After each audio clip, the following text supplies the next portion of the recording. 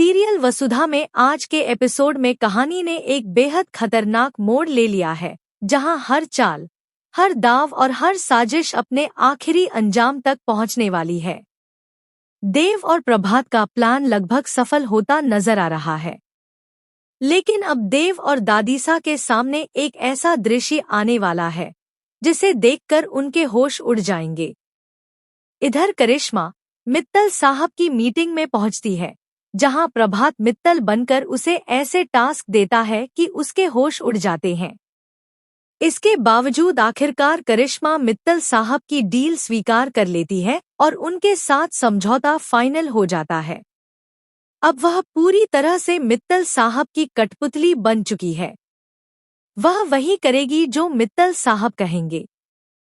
लेकिन असली धमाका तब होता है जब मीटिंग खत्म होने के बाद करिश्मा मित्तल साहब के साथ रेस्टोरेंट से बाहर निकल रही होती है।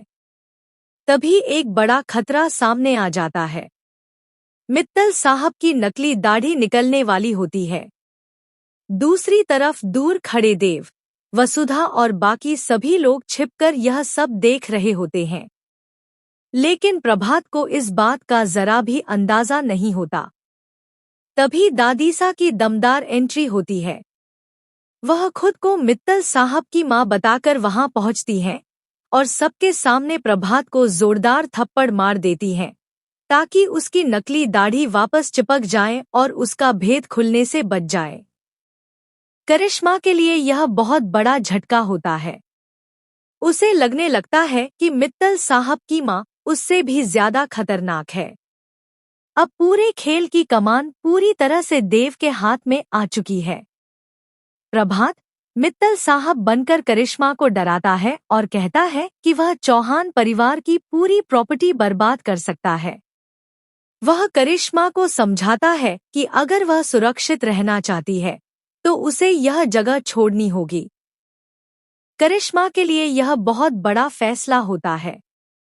एक तरफ उसकी मेहनत से हड़पी हुई प्रॉपर्टी और दूसरी तरफ उसका डर।